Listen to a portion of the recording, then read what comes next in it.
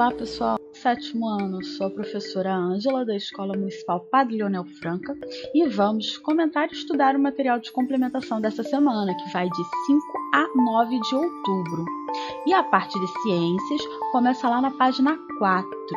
Então, vamos começar? Na aula de hoje, falaremos sobre os vírus e as pandemias.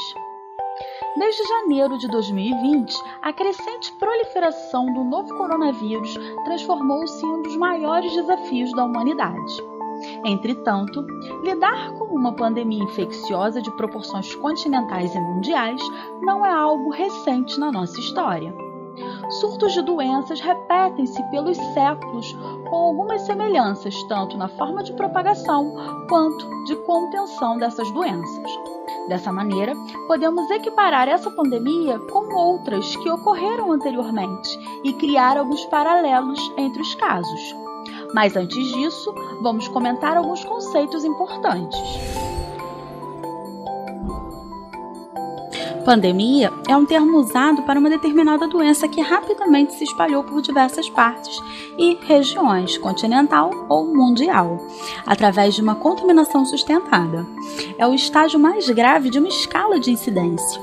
Nesse quesito, a gravidade da doença não é determinante, e sim o seu poder de contágio e sua proliferação geográfica. Já as epidemias são marcadas pelo crescimento de uma doença acima do esperado, espalhando-se rapidamente por diversas regiões, e elas podem ser divididas em municípios, quando atingem vários bairros, estaduais, ao afetar muitas cidades, nacional, quando acomete estados e diversas regiões do país. Porém, essa classificação não serve para as enfermidades que se propagam por 2 ou mais países. Nesse caso, nós temos a classificação de pandemia, como é o caso da atual pandemia que vivemos do Covid-19. Caso o Covid-19 tivesse permanecido na China, sendo contido naquele país, nós teríamos assim a classificação de epidemia. Mas como ele se propagou para diversas regiões do continente asiático e também outros continentes do nosso planeta, ele é classificado como uma pandemia, ok? Já os surtos são definidos por quadros de disseminação com números crescentes em pouco período e um curto período de tempo, porém concentrados apenas em uma região. Sendo assim, o termo é um indicativo de crescimento na quantidade de casos de uma doença, geralmente em bairros ou em cidades específicas, e até dentro de condomínios, dentro de navios, dentro de regiões bem pequenas, por exemplo. Um exemplo recente envolvendo o surto é o da febre amarela em Minas Gerais no ano de 2017, que contabilizou 164 casos confirmados da doença, sendo que dentre eles haviam 61 óbitos.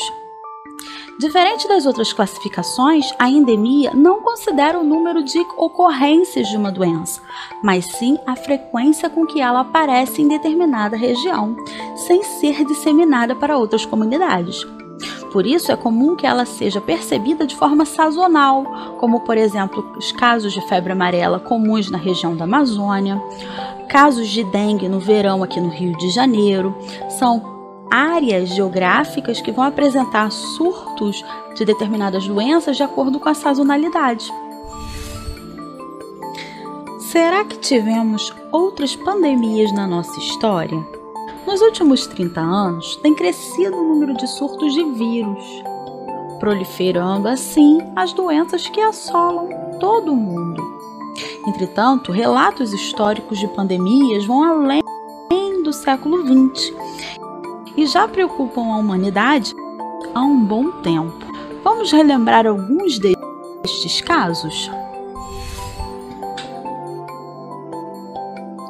Peste negra. Foi no século XIV, durante a Idade Média, que a peste negra, também chamada de peste bubônica, assolou a população europeia e asiática. Teve sua origem no Oriente, na Mongólia, e foi espalhada pelos barcos comerciais que realizavam um trabalho entre os 2 continentes.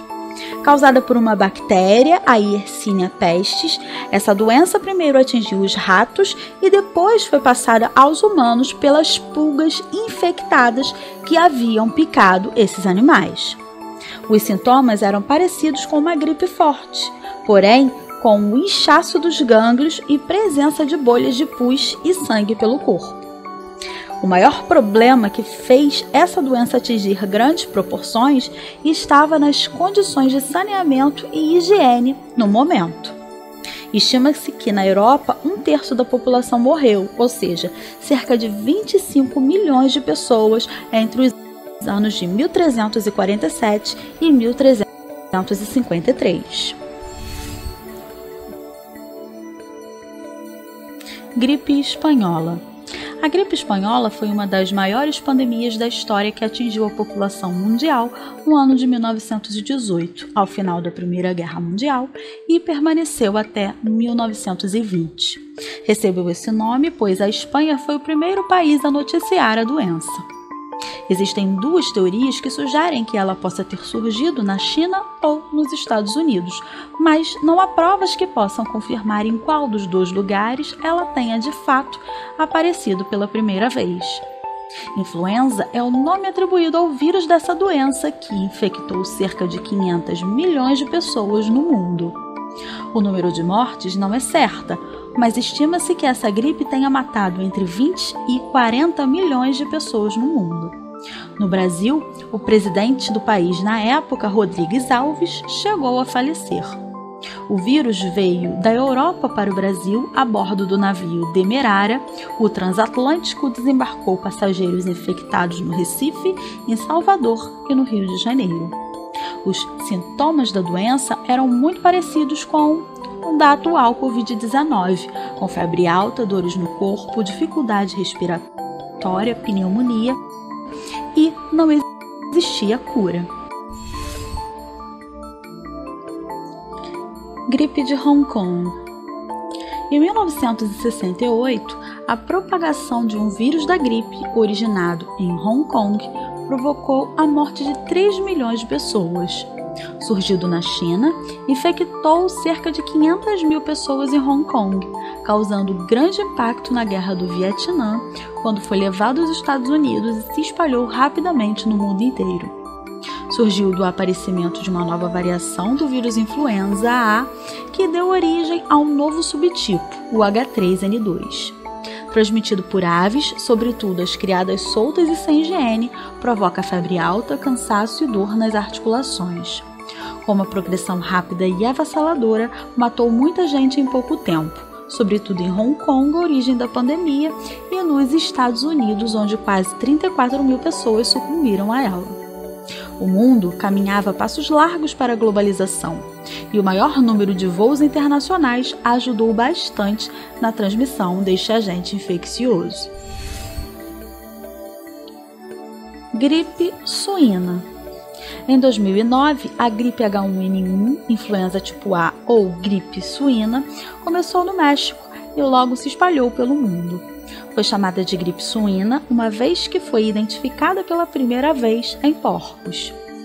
O surto dessa doença respiratória causada por vírus permaneceu até 2010 e atingiu cerca de 207 países do mundo. Os grupos que apresentam maior risco de contaminação são as crianças, as gestantes e os idosos. Doença muito contagiosa, apresenta sintomas parecidos com os da gripe comum, com febre, tosse e dores no corpo. E estima-se que cerca de 20 mil pessoas morreram dessa doença em todo o mundo e apresentava menor transmissibilidade e menor letalidade que o atual vírus da Covid-19. Também existiam 2 antivirais eficientes para o tratamento da doença. Quais as semelhanças e diferenças entre a Covid-19 e a gripe comum? O novo coronavírus e os vírus que causam a gripe são semelhantes. Ambos causam doenças respiratórias que podem ser assintomáticas ou leves, mas também podem evoluir para casos graves e morte. Além disso, ambos os vírus são transmitidos por meio do contato direto ou gotículas. Como resultado, as mesmas medidas de saúde pública, como higiene das mãos e etiqueta respiratória, são ações importantes que todas as pessoas podem adotar para prevenir ambas as infecções. Apesar das semelhanças, vale salientar que a Covid-19 e a gripe são doenças virais que apresentam agentes causadores distintos. A Covid-19 é causada pelo SARS-CoV-2 e a gripe é causada pelo influenza. Esses agentes, no entanto, podem ser transmitidos da mesma forma. A velocidade de transmissão é uma diferença relevante entre os dois vírus. Na gripe, o tempo entre a infecção e o aparecimento dos sintomas, conhecido como período de incubação, é mais curto, de 3 dias. Já para o novo coronavírus, é estimado que seja entre 5 e 6 dias. Isso significa que a gripe pode se espalhar mais rapidamente que o Covid-19. Embora os sintomas dos dois vírus sejam semelhantes, as porcentagens de pessoas com doença grave parecem ser diferentes. Para o novo coronavírus, os dados atuais sugerem que 80% das infecções são leves ou assintomáticas, 15% são graves e requerem oxigênio e 5% são críticas, exigindo ventilação. Essas porcentagens de infecções graves e críticas são mais altas que as da gripe. As pessoas com maior risco de infecção grave pela gripe são crianças, mulheres grávidas, idosos e pessoas com condições médicas subjacentes e imunossuprimidas. Já para o Covid-19, a idade parece aumentar o risco de infecção grave. A mortalidade por Covid-19 parece ser mais alta do que por gripe, e especialmente a gripe sazonal. Embora existam vários ensaios clínicos em andamento na China e no mundo todo e mais de 20 vacinas em desenvolvimento, atualmente não há remédio licenciado para o Covid-19. No entanto, para a gripe existem vários antivirais e vacinas disponíveis. Embora a vacina contra a gripe não seja eficaz contra o Covid-19, é altamente recomendável se vacinar todos os anos para prevenir a influenza. Nesse quadro, evidenciamos os principais sintomas e a diferença entre o coronavírus e a Covid-19. Observamos que na Covid-19 temos o agravamento dos sintomas, que são semelhantes na gripe, com dificuldade de respirar e insuficiência respiratória, que são quadros mais graves de Covid-19. Hora da atividade. Agora, com tudo que vimos, você estará pronto para realizar as atividades da página 4 do seu material. Se quiser, você também poderá realizar a sua linha do tempo, adicionando as pandemias da nossa história.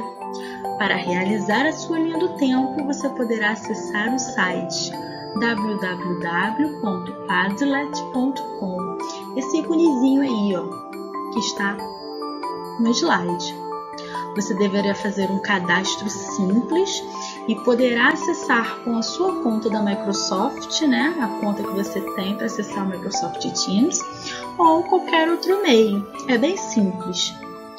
Ao acessar, escolha criar um Padlet e selecione a categoria Linha do Tempo.